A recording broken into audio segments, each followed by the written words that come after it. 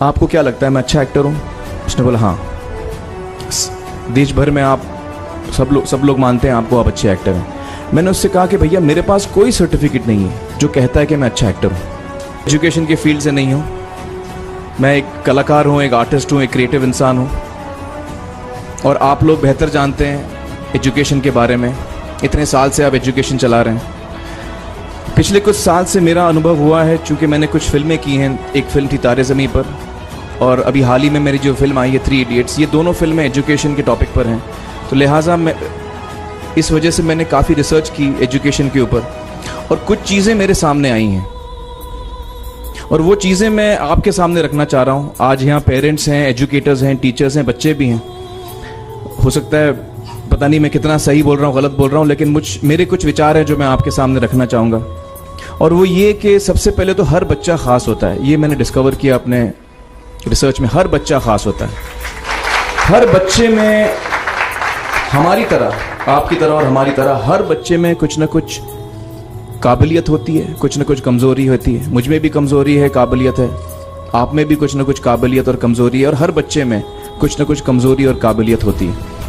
और हमें as parents, as elders, as education system, हमें हर बच्चे की खासियत को पहचानना है, उससे मदद करनी है, उसकी क्या खासियत है, उसका क्या दिल चाहता है, उसे किस चीज़ में खुशी मिलती है, वो हमें उसको हेल्प करना है कि हम उसको वो ढूंढ सके, और उसमें हमें सपोर्ट करना है। और जो उसकी कमज़ोरी है उसमें हमें उसको सपोर्ट करना है।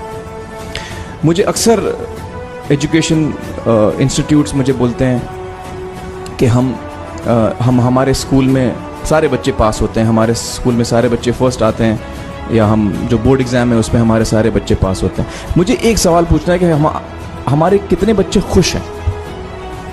सबसे बड़ा सवाल मेरा ये है, how many of our children are happy? क्योंकि देखिए पढ़ाई लिखाई तो हम सीख ही लेते हैं। जब मुझे कोई चीज़ सीखनी होती है तो मैं कुछ ना कुछ करके सीख ही लेता हूँ। हमारी फिल्म 3 इडियट्स जब रिलीज़ होने वाली थी, रिलीज़ से पहले हमने कई स्क्रीनिंग्स रखे थे, टेस्ट स्क्रीनिंग जिसको हम कहते हैं, जिसमें कि हम ऑडियंस जैसे आप लोग हैं उनको बुलाते हैं, फिल्म दिखाते हैं, उनसे पूछते हैं कि फ़िल्म कैसी लगी। ऐसे एक टेस्ट स्क्रीनिंग हमने किया था। बम्बई में एक फैक्ट्री में कारीगर लोग काम करते हैं, तो करीब 25-30 कारीगर आए थे उस स्क्रीनिंग में। स्क्रीनिंग के बाद उनका एक कारीगर था, उसने मुझसे एक सवाल पूछा। उसने मुझसे ये पूछा, आप लोगों ने फिल्म देखी है 3 इडियट्स? उसने मुझे एक सवाल पूछा जो बहुत कमाल का सवाल था। उसने मुझे ये सवाल पूछा कि सर, पिक्चर के अंत में हमें पता लगता है कि आप तो रणछोड़ दास थे ही नहीं, रैंचो तो थे ही नहीं आप, तो सर्टिफिकेट तो आपको मिला नहीं, वो तो जावेद जाफरी को मिल गया। तो आप इतने बड़े साइंटिस्ट कैसे बन गए? इतने बड़े पेटेंट्स, 400 पेटेंट्स, जापानी लोग आपके पीछे पड़े हैं, तो आपको सर्टिफिकेट तो मिला नहीं, तो आप इतने बड़े साइंटिस्ट कैसे बन गए? बहुत ही अहम सवाल है ये, बहुत ही इंपॉर्टेंट सवाल है। और ये जो मुद्दा है उसके हार्ट में जाता है ये, कि जब मैं एग्जाम के लिए रट के जवाब देता हूँ और वो जवाब में मुझे नंबर मिलते हैं और मैं पास हो जाता हूँ, तो मेरे हाथ में एक पर्चा आता है जो मुझे कहता है कि मैं पढ़ा लिखा हूँ। लेकिन वाकई मैं पढ़ा लिखा हूँ या नहीं, ये अभी तक हमको श्योर मालूम नहीं है।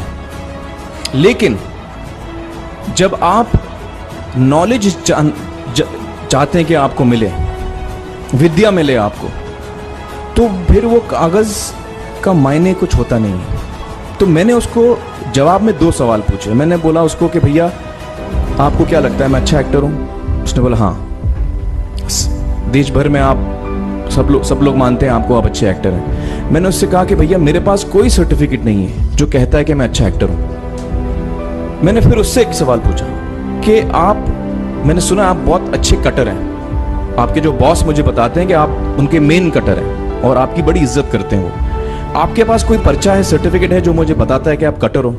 उसने बोला नहीं सर। तो मैंने बोला आपका जवाब आपको इधर ही मिल गया। Education is beyond marks, education is beyond grades, education is what you learn. और मेरी इच्छा है कि हिंदुस्तान में हम एजुकेशन को इस नज़रिए से देखें कि हम अपने बच्चों को वाकई शिक्षा दें, और शिक्षा हम खुशी से दें। क्योंकि शिक्षा में सिर्फ ज्ञान नहीं होता, शिक्षा में एक और चीज़ मिली हुई होती है, वो ये है कि हम अपने बच्चों को डेवलप करते हैं एज ह्यूमन बींग्स। आगे चल के वो ज़िंदगी में अच्छे इंसान बने, आगे चल के वो अपने पैरों पे खड़े रह सकें, आगे चल के वो इज्जत की ज़िंदगी जी सकें, आगे चल के वो दूसरों के बारे में ध्यान रखें, आगे चल के वो किसी के चेहरे पे मुस्कुराहट ला सकें, आगे चल के वो किसी की मदद कर सकें। This is what we should develop of our children. ये मेरी फीलिंग है। मैं जहाँ भी देखता हूँ, ये मेरे साथ भी हुआ है जब मैं छोटा था। जब से हमारे बच्चे छोटे होते हैं, जब से बच्चे पैदा होते हैं, बच्चा घर आता है, हम बच्चे को पूछते हैं भाई मार्क्स कितने मिले, फर्स्ट आए कि सेकंड आए? वो बोलता है सेकंड। सेकंड आए तो अरे फर्स्ट नहीं आए, डांट पड़ती है उसको। जो बोलता है मैं 10th आया तो उसकी तो हालत ही बुरी हो जाती है। बच्चे को लगता है यार ये फर्स्ट आना बड़ा जरूरी है। उसको रेस में हम पूछते हैं तुम रेस में फर्स्ट आए कि सेकंड आए? में हम उसको बचपन से, जब से वो केजी लोअर केजी में होता है, जब लोअर केजी में रेस होती है, चमचा मुंह में लगा के उसमें नींबू डाल के भागते हैं। उसमें भी हम बच्चे को पूछते हैं अरे मेरा बेटा फर्स्ट आएगा, ला, ओ बेटा मेरा फर्स्ट आना, मतलब पेरेंट्स चिल्ला रहे हैं बेटा भागो, मतलब नींबू लेके भागो। तो उसमें होता क्या है कि बच्चे को लगता है कि यार ये बड़ा जरूरी है। मेरे पेरेंट्स को हमेशा, मेरे पेरेंट्स मुझे एक ही सवाल पूछते हैं, मैं फर्स्ट आया कि नहीं। उसके जहन में ये बात बैठ जाती है कि मेरे को अव्वल आना है, मेरे को compete करना है, मेरे को बाकी लोग से आगे निकलना है। टीचर्स भी यही सवाल उसको पूछते हैं आमतौर पे। मेरे साथ हुआ है। होता क्या है कि जब वो बच्चा 21 साल का होता है तो वो बड़ा सेल्फिश हो जाता है, और उसको सेल्फिश हमने बनाया, हमारे सिस्टम ने बनाया। वो अपने बारे में सोचता है और किसी के बारे में नहीं सोचता, क्योंकि यही हमने उसको ट्रेन किया बचपन से। बचपन से हमने उसको यही ट्रेन किया कि बेटा तुम पहले आना, बाकी सब लोग को भूल जाओ। तो जब वो नौजवान बनता है तो उसका नजरिया सोसाइटी की तरफ यही हो जाता है कि भैया मुझे आगे बढ़ना है, बाकी सब बाय हुक और by crook I must succeed, I don't care about anybody else. मेरा ये दिल कहता है, मेरा ये दिल चाहता है कि अगर हम जितने यहां पेरेंट्स हैं, एडल्ट्स हैं, यंगस्टर्स हैं जो कल जाके पेरेंट्स बनेंगे, अगर हम अपने बच्चों को ये सीख दें जब वो छोटे हैं, जब वो घर आए हम उसको ये सवाल पूछें, ये नहीं पूछें कि मार्क्स कितने मिले, उसको ये पूछें कि बेटा आज तुमने किसकी मदद की, आज तुमने किसके चेहरे पे मुस्कुराहट लाई। अगर हम उसको ये पूछें तो उसको ये लगेगा कि यार जरूरी ये है।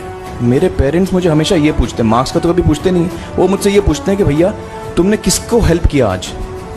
तो हेल्प करना लोगों को, लोगों के बारे में सोचना, लोगों के चेहरे पे मुस्कुराहट लाना, ये मेरे पेरेंट्स के लिए बड़ा इंपॉर्टेंट है। साइकोलॉजिकली वो इस चीज़ के साथ बड़ा होगा। स्कूल वही जाएगा, पढ़ाई लिखाई वही करेगा, वो उसका नज़रिया थोड़ा बदल जाएगा। जब वो बच्चा नौजवान बनेगा, 21 साल का होगा, और सारे बच्चे उस उम्र के जब 21 साल के होंगे, हमारी सोसाइटी चेंज हो जाएगी।